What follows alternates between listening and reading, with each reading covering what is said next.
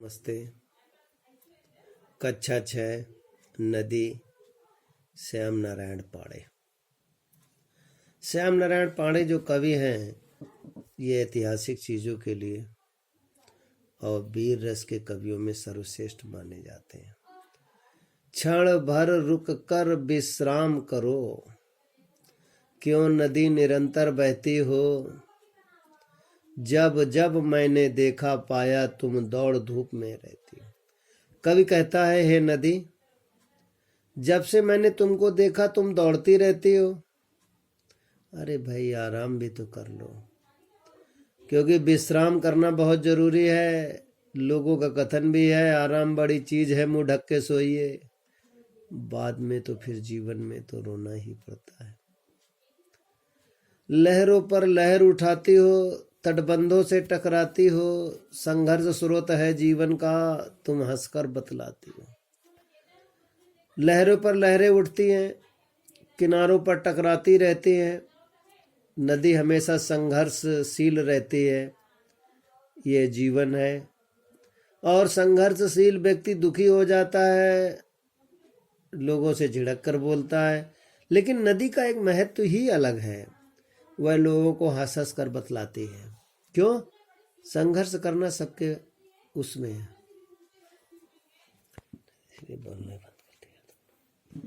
संघर्ष स्रोत है जीवन का। जीवन एक संघर्षशील है, जो नदी से सीखना चाहिए। और संघर्ष कहते हुए व्यक्ति को व्याकुल और व्यग्र नहीं होना चाहिए, हंस हंस कर बतलाना चाहिए। भूधराकार चट्टानों को लड़ लड़ कर तोड़ दिया तुमने।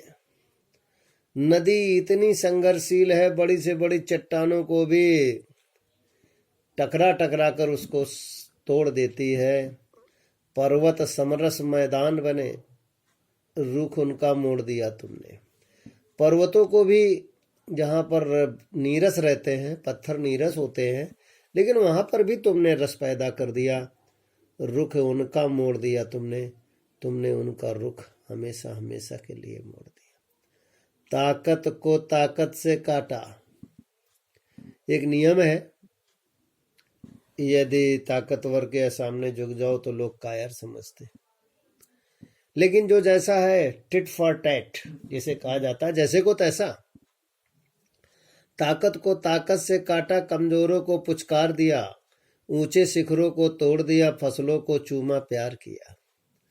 जहां पर ताकत की जरूरत पड़े, ताकत जिसने दिखलाई उसको ताकत से ही धराशायी कर दिया। जहां पर कमजोर मिले वहां पर तुमने पुचकारा। कमजोरों को सहारा देना चाहिए, ये श्याम नारायण पाड़े जी का अपना विचार है। ऊंचे शिखरों को तोड़ दिया, बड़े बड़े ऊंचे ऊंचे जो शिखर उसको तुमने तोड़ दिया। फसलों को चूमा, जो खेत बंजर थे उनको उपजाऊ बनाने का प्रयास किया। चूमा प्यार किया। हे क्रांति शांत की पयस्विनी, तुमको मैं केवल नदी कहूं।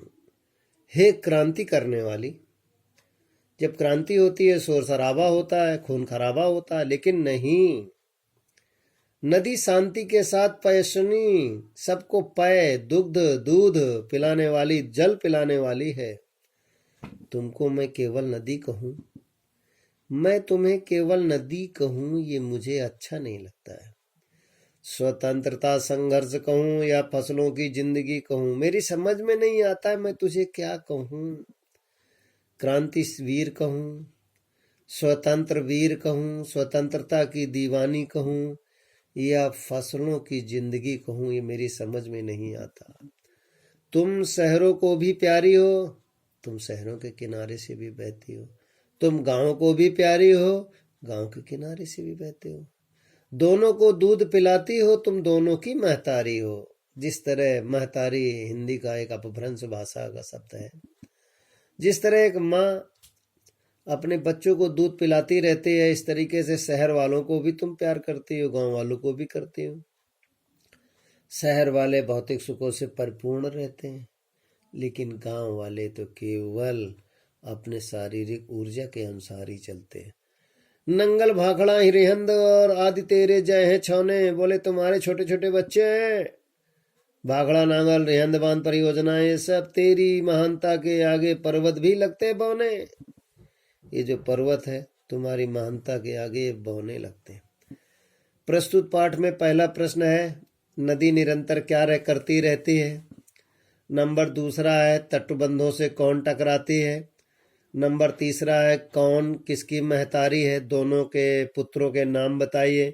प्रश्न नंबर 4 है, किन किन रिहन बांध परियोजनाओं का वर्णन किया गया है। बालक लिखेंगे और याद करेंगे।